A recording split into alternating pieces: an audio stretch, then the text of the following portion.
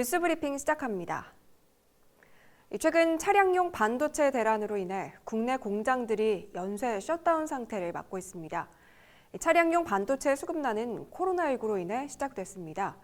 지난해 코로나19로 자동차 산업 생태계가 무너지면서 완성차 업체들이 수요 예측에 실패한 거죠.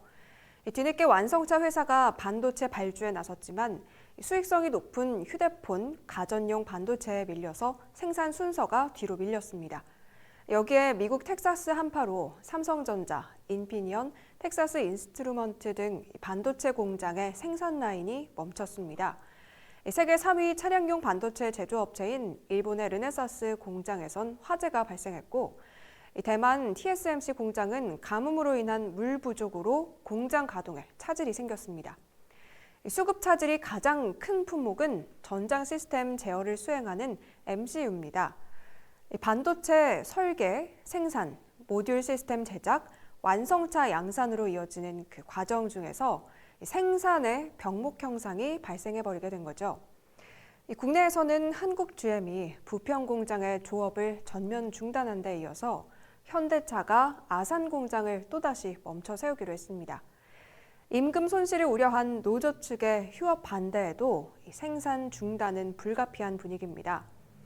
글로벌 해외 공장도 휴업 사태가 연쇄적으로 퍼지고 있습니다.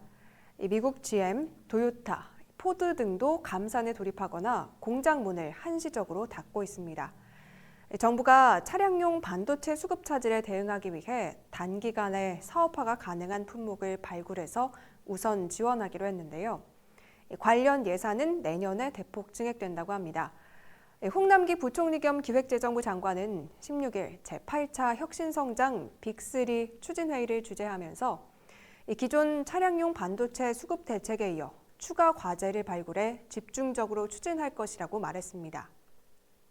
이 차량용 반도체 수급 차질이 지속되면서 우리 기업을 포함한 글로벌 완성차의 생산 차질이 확대되고 수급 불안도 장기화할 우려가 제기되고 있는 상황이라고 했는데요.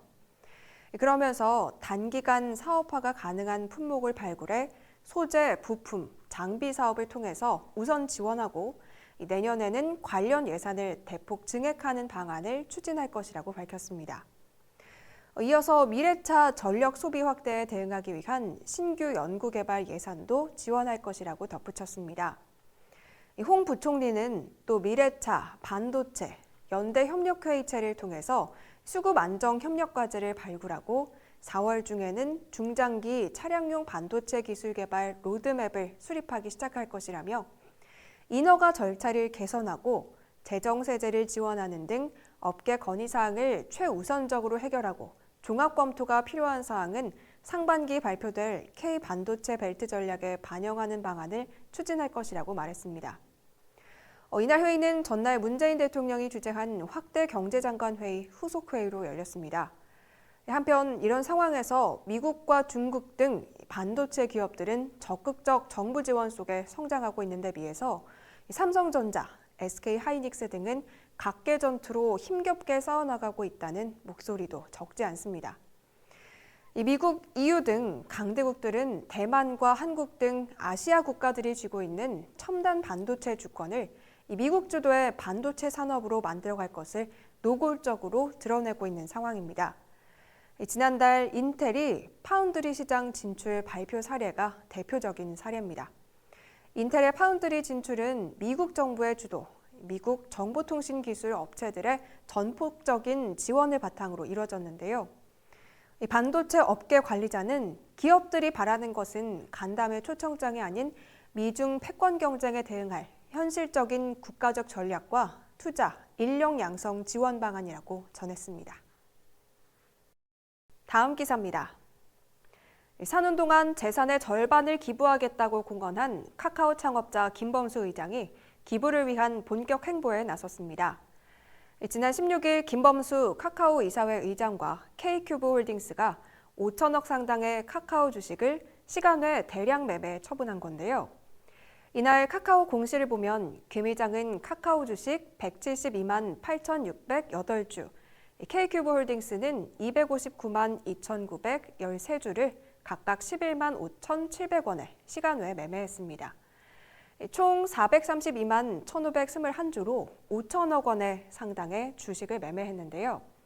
이 매매 후 김 의장의 지분율은 13.74%에서 13.32%로, KQ홀딩스는 11.22%에서 10.6%로 각각 줄어들게 됩니다.